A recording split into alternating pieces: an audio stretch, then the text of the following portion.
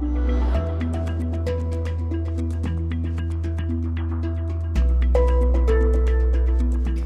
back to our CBSN Originals Trophy Hunting, Killing or Conservation.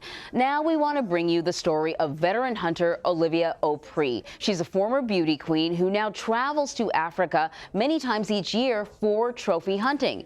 She's also a hunting consultant. She explained the process to our Adam Yamaguchi. Let's walk back just a few steps, and if you could give me how does all of that work, Olivia? You've got, I don't know if marketplace is the right term, but if you as a hunter want to go to Africa to take down a certain animal, you can't just go and point and say, okay, I'm gonna shoot that elephant. Right. That journey starts back here in the U.S.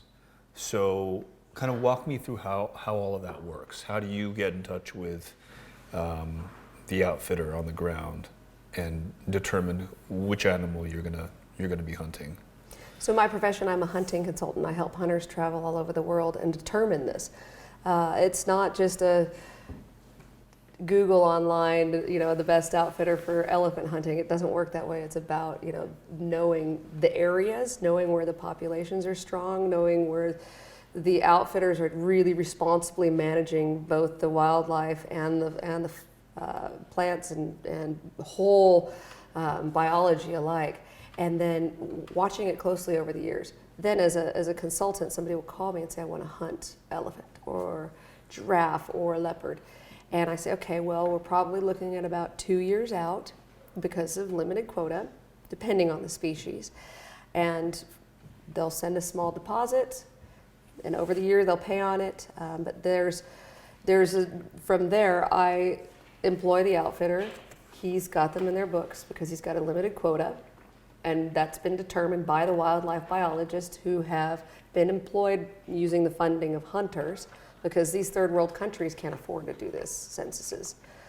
And then there are certain permits that have to be acquired, whether it's a firearm permit, whether it's a CITES permit, because the Convention of International Trade of Endangered Species is involved. Not to mention our U.S. Fish and Wildlife as to quotas, as to what they'll allow legally into the country. So there's a huge protocol before you just go out. Then you gotta have a firearm, you gotta practice with your firearm, you gotta have the right gear. It takes years of preparation and a lot of I's to dot and T's to cross. So if done responsibly. Yeah, otherwise you're just poaching. And that's illegal. Because there is so much red tape, there's so much involved with it, that's how it is legal. But anything outside of that is poaching. And of course I don't have anything to do with that. The non-hunter will sort of raise their eyebrows at the idea that a hunter can be a conservationist. Say there are 5,000 lions in the savannah. Hunter takes one out. There are now 4,999. How does one fewer lion actually contribute to the cause of ensuring that the lion species lives on and propagates?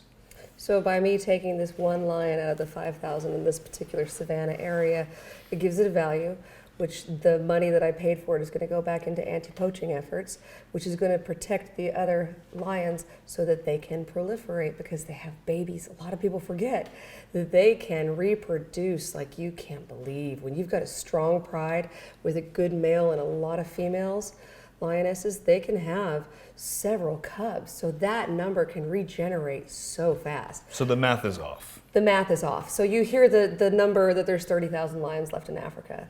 And by killing one, it's one less. But not if there's a sustainable place where they're being protected and it's in their best interest for the people to coexist with them. How have you been attacked for being a hunter? Well, ever since I was Mrs. Nebraska, 2003, I've been attacked on lots of different levels. When I was back in 2003, when I won the crown, there wasn't the social media platform. So I'd get like hate emails or letters in the mail. Where now, with the onset of social media and that connection to pick on people, I'm getting thousands and thousands of attacks. I've got $250,000 bounty on my head. I've had my home address posted.